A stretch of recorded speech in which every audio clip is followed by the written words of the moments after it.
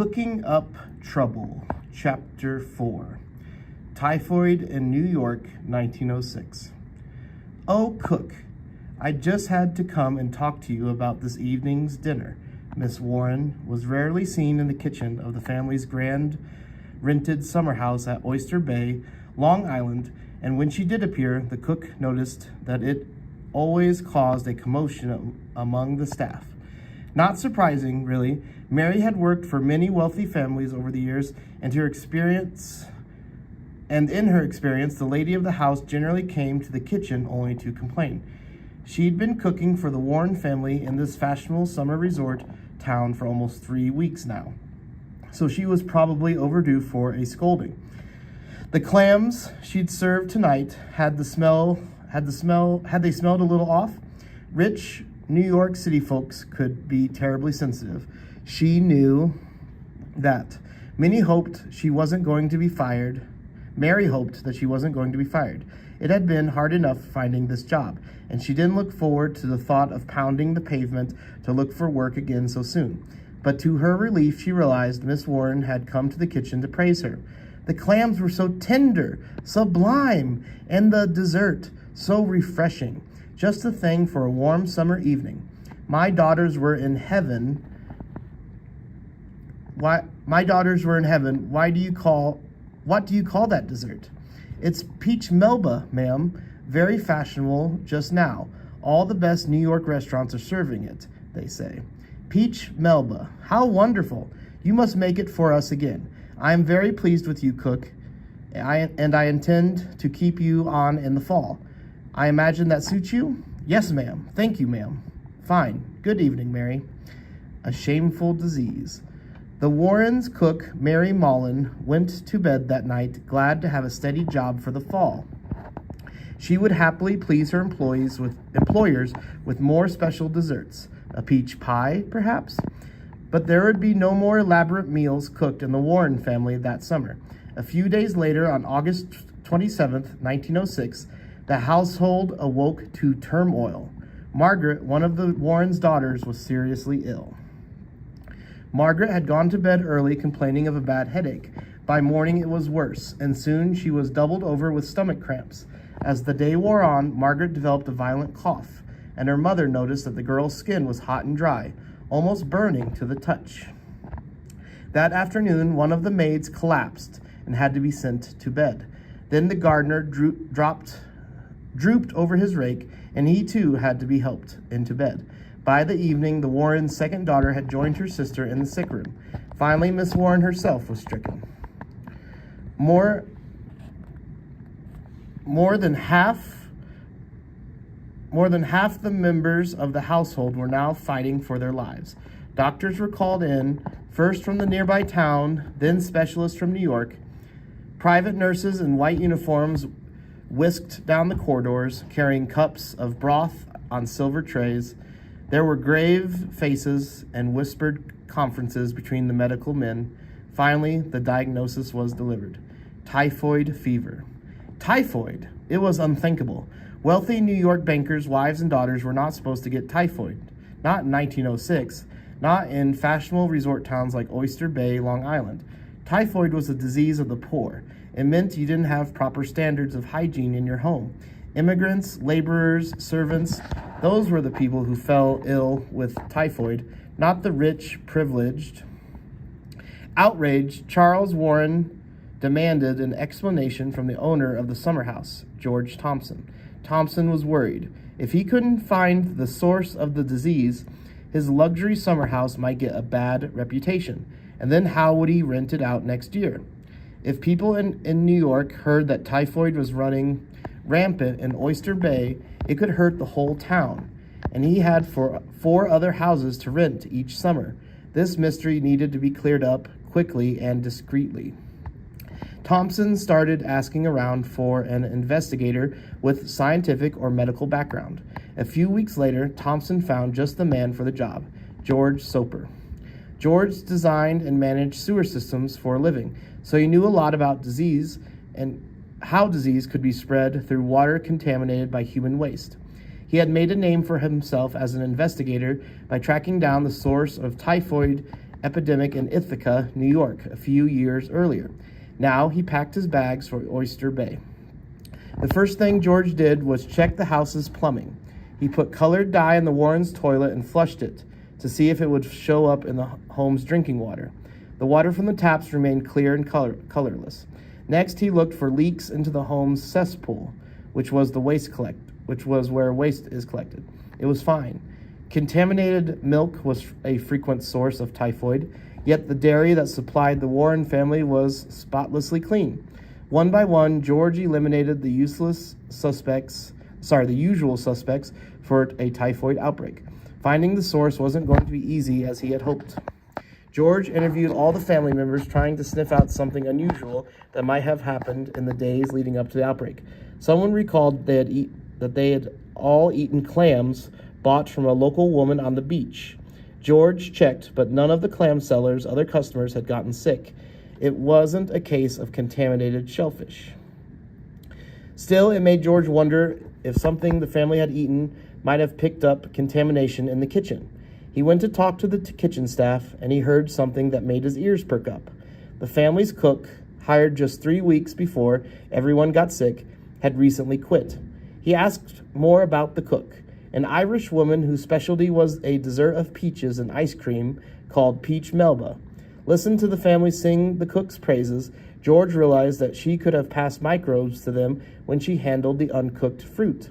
Now, new cook hired, family gets ill. New cook leaves, suddenly without an explanation. It was highly suspicious behavior in George's opinion. He asked for the cook's name. It's Mary Mallon. Tracking the suspect. George headed straight back to New York City, where he stopped in an employment agency that supplied the city's wealthiest households with servants. Did they have records for a cook by the name of Mary Mallon? Indeed, they did. Working backward through her employment, George visited each of the families Mary Mallon had cooked for. A disturbing pattern emerged. In every household in which he had worked in the last 10 years, there had been an outbreak of typhoid fever. Mind you, there wasn't a single exception. George wrote in his report that was the case. George's detective work showed that Mary was linked to 22 cases of typhoid and 1 death, all in homes with no previous history of the disease. But how could Mary have been ill and contagious without typhoid for 10 years? George began to wonder if Mary Mallon was somehow able to pass on the typhoid infection to others without showing any symptoms of the disease herself. In 1906, a few doctors and epidemiologists were beginning to suspect that in some cases, healthy people could transmit disease. Today, they are called asymptomatic carriers. A German bacteriologist, Dr. Robert Koch, had recently published a scientific paper about a healthy carrier of typhoid. The carrier was a woman who had come down with typhoid years before and made a full recovery. When the doctor examined her, he found to his surprise that her feces, urine, and blood were still full of active typhoid bacteria. George Soper knew that the only way to be sure if Mary was a healthy carrier was to test her urine and feces to see if they contained the Salmonella typhi bacteria that caused typhoid. But he had to find her first. Months went by and no leads. Then in the spring of 1907, George happened to hear about a family living in Fashionable Park Avenue in New York City whose daughter was terribly ill with typhoid. He hurried over and soon learned that the family had recently hired a new cook. Yes, her name was Mary. Why, yes, Mary Mallon. Did George know her? George probably ran all the way to the kitchen. He'd found the elusive Mary Mallon at last. But the interview he'd looked forward to for so long didn't go well. His eagerness to make an important scientific discovery, he overlooked the fact that he was dealing with a human being with emotions, not just a walking collection of typhoid germs. When a strange man burst into her kitchen and demanded that she give him samples of her blood, feces, and urine, Mary was insulted and horrified. She did what any self-respecting cook would do. She grabbed the nearest weapon, a sharpened carving fork, and chased the madman out. The doctor's plague. Today, every kid learns about the importance of hand washing. Clean hands are one of the most effective ways of preventing the transmission of communicable diseases. But not too long ago, even doctors didn't know or didn't bother washing their hands. When one doctor pointed out that clean hands seemed to help keep patients from dying, his colleagues felt so insulted that they ran him out of the profession. In 1847, Ignaz Semmelweis was working at the maternity clinic of the Vienna General Hospital in Austria. At the time, 10% of women who came to the hospital to give birth died from a bacterial infection called puerperal fever. Dr. Semmelweis suspected that the doctors were passing the infections from woman to woman, and he asked them to try washing their hands in water and bleach before each delivery. When they did, rates of puerperal fever at the hospital dropped to less than 2%. Hand washing worked, but Semmelweis couldn't explain why. When he presented his findings and argued that all doctors should wash their hands, the hospital fired him. He was forced to leave Vienna and had difficulty finding work as a doctor ever again. 20 years later, Louis Pasteur proved that microscopic organisms cause disease, and suddenly Semmelweis' insistence on hand washing began to seem more reasonable. In the 1880s, when a British surgeon called Joseph Lister started sterilizing surgical instruments, many more people survived operations. Doctors were cleaning up their acts. Tool of the trade, putting disease under the microscope. When George Soper barged into Mary Mallon's kitchen demanding samples of her blood, urine, and feces, she must have thought that he was out of his mind. In 1907, laboratory tests to identify bacteria in human body fluids were still very new, and the idea that a doctor could diagnose a disease by looking at tiny blood samples under a microscope sounded ridiculous to most people. But George Soper's unusual request showed that he was familiar with the most cutting-edge medical developments of his time. 30 years earlier, the bacteria that causes typhoid, Salmonella typhi, had been identified. In 1892, the New York City had set up the country's first bacteriology laboratory to investigate threats to public health. George knew that by immersing the samples in growing medium, often beef broth was used, and waiting 48 to 72 hours, any typhoid bacteria in her urine and feces would be visible under a microscope. Because Mary had never shown a symptom of typhoid, the new techniques of bacteriology were the only ways that George could prove that she was the source of the Oyster Bay outbreak. Sure enough, when doctors analyzed Mary's fluids, they were teeming with the typhoid bacteria. Round 2. Unfortunately for Mary, that wasn't the end of it. Very soon, George returned, bringing back with him Dr. Joseph Baker. George returned, bringing back up with him. Dr. Joseph Baker was a medical officer with the New York City Health Department. As one of the city's only female doctors, it was her job to get urine and feces samples from Mary to prove whether or not she was a typhoid carrier. As George Soper had already discovered, it wasn't an easy assignment. When Dr. Baker and two burly New York City policemen showed up, Mary Mallon was suddenly nowhere to be found, and none of the other kitchen staff would tell them where she had gone. Josephine and the police hunted through every closet and cupboard in the house, searching for the fugitive. They were ready to give up when the doctor noticed a bit of colored cloth caught in a closed door. It was the edge of Mary Mallon's long skirt, revealing her hiding spot in a tiny cupboard under the stairs. The doctor and the police had to haul the angry, fighting woman out of the house into a waiting ambulance. They ignored her when she shouted that she wasn't sick, that she didn't have typhoid, that she'd never been so insulted in her life. Afterwards, Josephine remembered how the policeman lifted her into the ambulance, and I literally sat on her all the way to the hospital. It was like being in a cage with an angry lion. Fecal, blood, and urine samples taken in the hospital confirmed what George Soper had suspected. Mary was the typhoid carrier. In the early 1900s, 350,000 people in the United States became ill with typhoid every year. In New York City alone, there were more than 4,000 cases a year, and the city was trying to clean up its act and reduce the rates of infection. infectious diseases such as typhoid. There were campaigns to clear the street of garbage, manure, and sewage, and the city was working to establish safe drinking water supplies and sanitation for all its inhabitants. Dr. Josephine Baker, public health pioneer. Mary Mallon and her captor, Dr. Josephine Baker, had quite a bit in common. They were both single women struggling against the odds to make lives for themselves in New York City. Dr. Baker, or Dr. Joe as she preferred to be called, had the advantage of an education and medical license, but that doesn't mean she had it easy. In her first year as a doctor, she made just $185, and she had split that with another doctor who shared her office. To earn more money, she went to work part-time as a medical inspector. That's how she ended up searching for Mary Mallon. Dr. Joe made many contributions to public health during her long medical career. She was especially interested in the connection between poverty and ill health.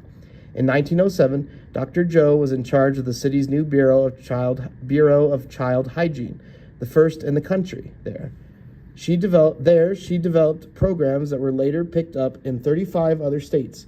She made sure all children were vaccinated, that free milk was available for children from low-income families, and that people looking after young children got training in the basics of infant care. By 1923, New York City had the lowest child mortality rate of any major city in the U.S., thanks to Dr. Joe. Epidemiologists continue to explore the question of what makes some people healthier than others and what policy and governments can do to ensure that all people remain as healthy as possible. Typhoid wasn't as deadly as cholera, but it was a very serious disease. A crushing headache and fatigue were the first symptoms, followed by fever, diarrhea, and cramps. It took from 2 to 6 weeks of bed rest and medical care to recover from typhoid. A vaccine against Salmonella typhi was not developed until 1911, and antibiotics to treat the disease weren't available until 1948. In 1906, all the doctors could do was try to bring down their patient's fever, watching and waiting for the disease to run its course. When George Soper started his investigation, no one understood exactly how typhoid spread. We now know that typhoid is caused by eating or drinking something contaminated with bacteria, Salmonella typhi. People who have typhoid shed the bacteria in their poop. Other people can be infected by drinking water contaminated with sewage or by eating food that has been handled by someone infected by an infected person who hasn't washed their hands thoroughly after going to the bathroom. This kind of disease transmission is called fecal-oral route. To fight the disease, New York's health inspectors had the right to march into homes where typhoid was suspected. They ordered sick people to stay home, and anyone who didn't follow the orders could be hauled off to a quarantine hospital. Even though Mary wasn't sick, George Soper had proved that she was transmitting typhoid, and the city's health department agreed that it would be dangerous to allow her to continue working as a cook. So Mary was sent into quarantine on a tiny island in the middle of New York's East River. Since the 1860s, North Brother Island had been used to quarantine patients with dangerous, contagious diseases: smallpox, cholera, yellow fever, tuberculosis. Healthy, strong, able-bodied Mary Mallon was sent to live on a desolate, windswept island with the sick and dying as her only companions. Mary fought back, writing letters demanding her civil rights and pleading for help to get her released from quarantine. 3 years later, the New York Supreme Court agreed to hear her case. While Mary was on North Brother Island, a surprising thing had happened. 50 other healthy typhoid carriers had been identified, just in the state of New York. Not one of them had been sent to North Brother Island. Health department officials admitted that perhaps they had overreacted. Mary won her case and her freedom on the condition that she agree not to work as a cook again. In 1910, after 3 years as a prisoner of the New York City Health Department, she was allowed to cross the river back to New York City. The health department didn't see it as their responsibility to train Mary for new work. Instead, they gave her a job as a laundress, one of the hardest, worst paid jobs for a woman at that time. At first, they checked in with her frequently. Then, as the weeks and months passed by, less and less frequently. Finally, they lost contact with Mary altogether. What was she doing? Where was she living? It seemed that no one cared any longer about the healthy carrier who had caused such a stir only a few years before.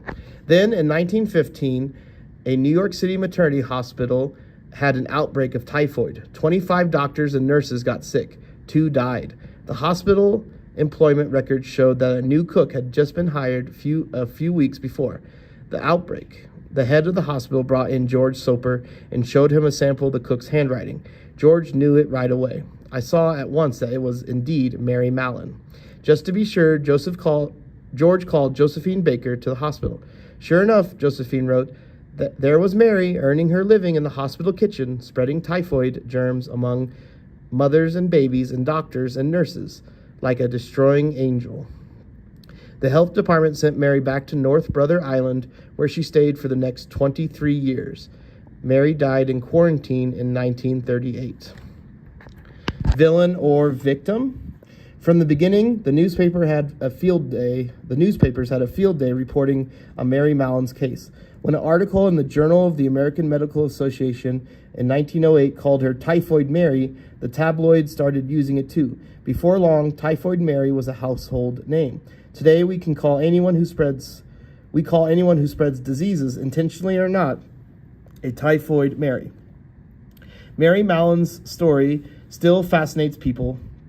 Articles and books and plays and movies have been written looking for the answer to many questions we still have about her. Did she suspect, before George Soper first approached her, that she might have had something to do with the typhoid that struck all of the families she had worked for? Why did she risk going back to cooking after she'd finally won her freedom from North Brother Island? Was she a villain, or was she just an ordinary person whose life was ruined by an uncaring system? Mary was a woman, a servant, an Irish immigrant to the United States, unmarried and with little education. All those things meant that she had very little power in society in which she had lived. She wasn't afraid to chase officials away, elude doctors, fight the police, swear, argue, and write angry letters until the courts were forced to take notice of her. Doctors and officials were no doubt surprised to see Mary standing up for herself so fiercely, and her behavior may have branded her as a problem case in their eyes. There's another reason Typhoid Mary's story continues to interest people. It raises questions about how far governments should go when trying to protect the public from epidemics. Was it fair to keep Mary Mallon in isolation for so long? During the SARS epidemic in 2003 and the Ebola epidemic in 2014, and again when COVID struck in 2020, people returning from affected areas were ordered into quarantine. Putting people into quarantine, even temporarily, means that they may lose their jobs and be unable to provide for their families. Public officials, health officials, have to try to balance an individual's rights with the need to protect the public from disease. Tool of the trade, a quarantine. Quarantines have been used for centuries to contain epidemics by keeping people who have been exposed to a disease separated from the rest of the population to see if they get sick. The word quarantine comes from the Italian for 40 days, 40 giorni. During the plague pandemic of the 1300s, that's how long the city of Venice made ships wait in the harbor before docking, to be sure no one on board had the plague.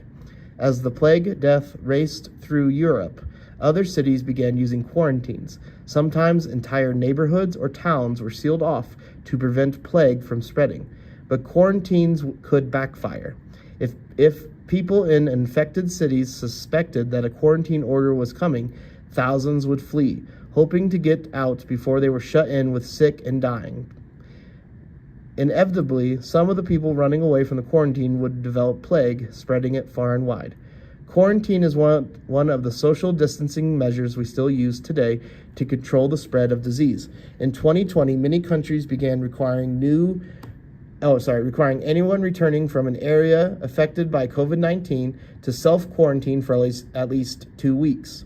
New Zealand instituted a rule that all travelers must report to a quarantine station and stay there for 2 weeks. Returning to their homes only when they tested negative for the COVID-19 virus. The Irish potato epidemic. Mary Mallon was one of the many Irish people who came to North America in the 1800s and early 1900s. It all started in 1845 when Irish potato farmers discovered their crops were infected with an epidemic of mold, Phytophthora infestans. The potato was the farmers' main source of food, and they couldn't eat the rotten, diseased tubers. 1 million people starved to death during the potato epidemic. Millions more boarded ships and came to North America to start new lives. In New York, landlords rented cheap apartments with no running water or sanitation to the new arrivals. Disease spread quickly in the crowded buildings.